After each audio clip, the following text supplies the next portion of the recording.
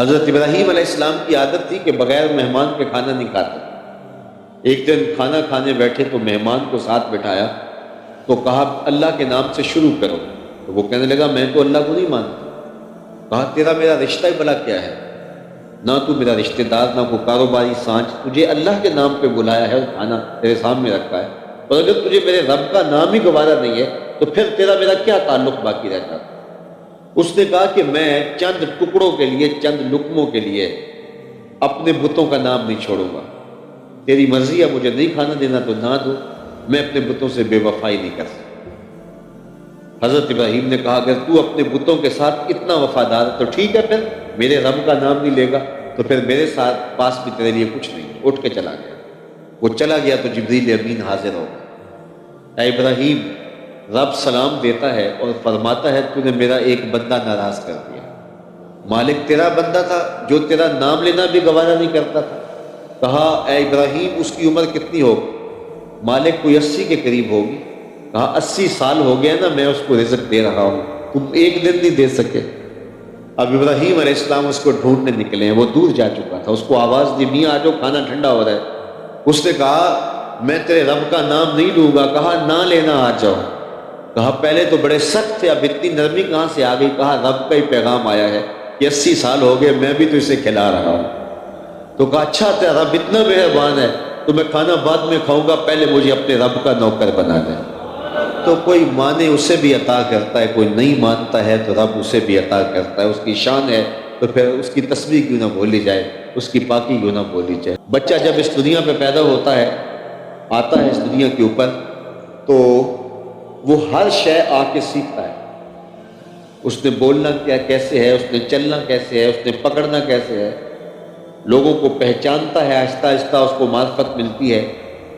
لیکن اس نے ماں کی چھاتی سے دودھ کیسے نکالنا ہے اللہ تعالیٰ اس کو سکھلا کے بھیجتا ہے، یہ وہ سیکھ کے آتا ہے، اس لیے کہ اس کی اولین اور پہلی ضرورت یہ ہوتی ہے تو وہ سیکھ کر کے آتا ہے۔ تو وہ فطری ہدایت ہے، وَهَدَيْنَاهُ النَّجْدَيْنِ، ہم نے اس کو دونوں گھاٹیاں دکھا دی، اس کو خیر اور شر کی راہیں بتا دی، اسے اچھائی اور برائی کا پتہ ہے۔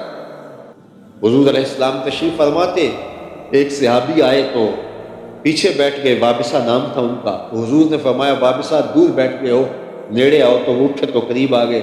فرمایا اور قریب آ جاؤ، وہ اور قریب آئے تو فرمایا اور قریب آ جاؤ۔ فرماتے ہیں میں اپنے مقدر پہ قربان جاؤں، میں اتنا نیڑے ہوا کہ میرے گھٹنے حضور کے گھٹنوں سے چھونے لگے۔ جب اتنا نیڑے ہوا تو حضور نے مجھے پوچھا وابسہ کوئی سوال پوچھنے آئے ہو؟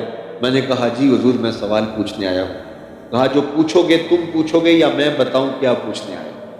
عرض کی اگر آپ بتا دیں پھر تو کمال ہو جائے۔ فرمایا تم خیر اور شر کے بارے پوچھنے آئے، اچھائی کیا ہوتی ہے، برائی کیا ہوتی ہے، یہی سوال ہے نا؟ جی حضور یہی سوال ہے۔ کہا اس کا جواب مجھ سے لینا یا اپنے آپ سے لینا؟ عرض کی جواب آتا ہوتا تو سوال ہی کیوں بنتا؟ فضرب علی صدرہ فقال استفت من قلبک، ان 3 انگلیوں کو جوڑ کے دل والی جگہ پہ مارا، کہا یہ اندر ہی مفتی بیٹھا ہے، اس سے پوچھ لے، یہی بتا دے گا خیر کیا ہے، یہی بتا دے گا شر کیا ہے۔ تو یہ فطری ہدایت ہے جو حضرت انسان کو اللہ تعالیٰ نے عطا فرمائی، فطری ہدایت۔ بلکہ یہ تمیز اللہ نے جانوروں کے سینے میں بھی رکھی۔ آپ میں سے بہت سارے لوگوں کا تعلق کسی نہ کسی دیہات سے رہا ہوگا، اگر کوئی ڈسکے کے مقامی لوگ بھی ہیں تو یہ بھی ایک قصبہ نما ہے، تو اس مثال کو سمجھنے میں دقت محسوس نہیں ہوگی کہ آپ جانتے ہیں کہ مرغی پڑک بیٹھ جاتی ہے اور احتجاج کرتی ہے کہ میں انڈے نہیں دوں گی، اب میرے نیچے انڈے رکھو، تو اس کے نیچے انڈے رکھے جاتے ہیں۔ تو بطخ کڑک نہیں بیٹھتی، بطخ کے بچے حاصل کرنے کے لیے بھی انڈے مرغی کے نیچے ہی رکھنے پڑتے ہیں، کیونکہ بطخ پانی کے بغیر رہ نہیں سکتی۔ تو مرغی کے نیچے بطخ کے انڈے بھی رکھ دیے جاتے ہیں اور مرغی کے انڈے بھی رکھ دیے جاتے ہیں۔ 21 دن تک وہ مرغی ان انڈوں پہ اپنے سینے کی توجہ مبذول کرتی ہے اور حرارت پہنچاتی ہے۔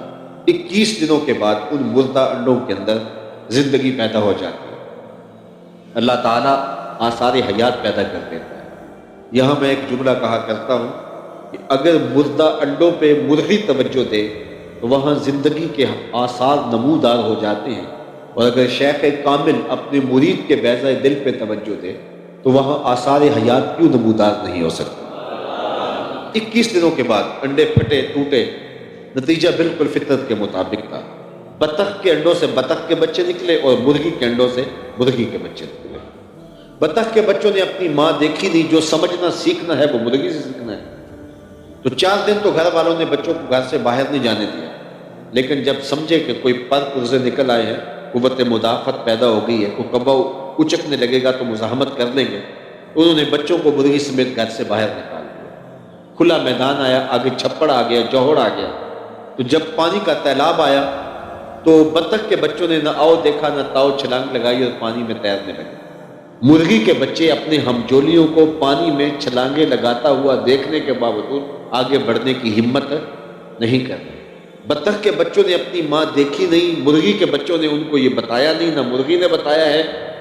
تو بطخ کے بچوں کو کس نے بتایا کہ تم پانی میں ڈوبو گے نہیں بلکہ تیرو گے، اور مرغی کے بچوں کے پاؤں کس نے باندھ دیے کہ آگے بڑھو گے تو ڈوب مرو گے؟ تو والذی قدر فہدی، وہ رب ہے جس نے ہر شے کو ہدایت کا چراغ عطا فرمایا۔